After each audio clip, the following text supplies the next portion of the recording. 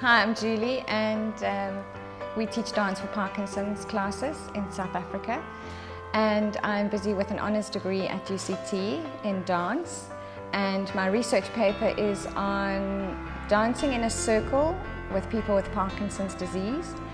And today is a part of that research that is how to archive performance. So how do we keep the performance alive, and how I have documented the process from the beginning till now with people with Parkinson's. So we have been working for a show. This is our show today, and it's an interactive show, so we're going to encourage the audience to join in as well. And it's part of a module called Archiving the Performance. So Dr. Gerard Samuel, my supervisor, will be here later to take part and to mark me, per se. And yes, what we get out of the classes, I think Carmen and she coined the phrase like soul food, because it just feeds us. And after every class, we just feel like we can tackle anything. And I think that's how the people with Parkinson's feel as well. I know our one participant, Dr. Arthur Bird, he comes here this morning on a Friday, and he says he's good for the whole weekend. And it's just so amazing that it's on a Friday, because he knows he's going to be good for a weekend. So I find that amazing. And the feedback from participants we've always had is, number one, they just keep coming back. And I think that just speaks why the program is so successful, is they have to be bribed sometimes to come to their first class because it's very daunting. And it's such a weird concept. Why would people with Parkinson's go to a dance class when their condition is all about movement? And they come to the class, and we never have people really leaving, And that's the beauty of it, is that they come here because they want to come, and it's not they're forced to. And also they have a voice in the class, they're heard and they're acknowledged. And it's not so much the disease that brings them here, even though it is, because in the class we always say, you can leave your Parkinson's at the door, pick it up on the way out, if you remember. And they come to class, and it changes lives. That's what it does. And we've seen it, and we believe in it. I'm Carmen Davidson, together with Julie Symmonds. We run Dance for Parkinson's SA. So the program arrived here in South Africa via Julie. She went off first to New York and trained, and she brought it back and began a class in February 2016 in Somerset West.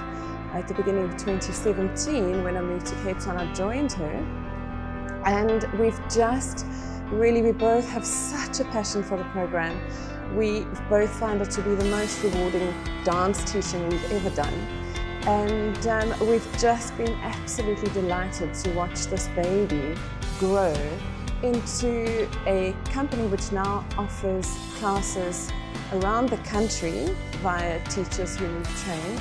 We now offer 20 classes a week around the country. It's given me more confidence in terms of mobility, in the sense that once you have had a couple of falls, even if they're minor, you lose some confidence, and the dance classes give you that confidence back.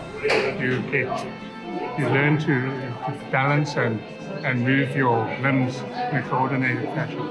So it's given me more confidence, for sure. I'm Yvonne Townsend, and I've really enjoyed this class because there are so many people who have the same problems that I have, and it doesn't seem to sort of put them down when they're always very happy. Teaching me that I can actually do lots of exercises.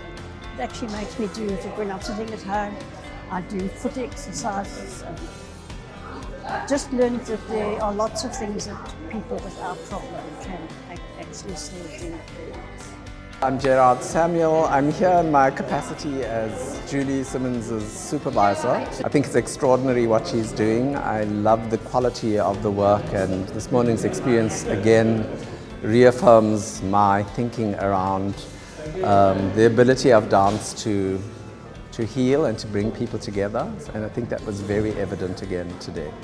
I think mostly it begins in that place of physical activity where you feel reconnected to your body, and particularly where the kind of misfirings that are happening in the brain find a way to reconnect. So I think the physical activity begins that process. But more importantly for me, it's how the dance and the movement allows us to connect with ourselves and then connect with others. And that human interactivity is so important for people who in other worlds are becoming quite isolated. So I think this is why her work is so important, in that it brings a whole community that's being separated, it brings them back to a larger setting. My name's Pam Hansford, because it's the most wonderful way to integrate movement, language, imagination, and music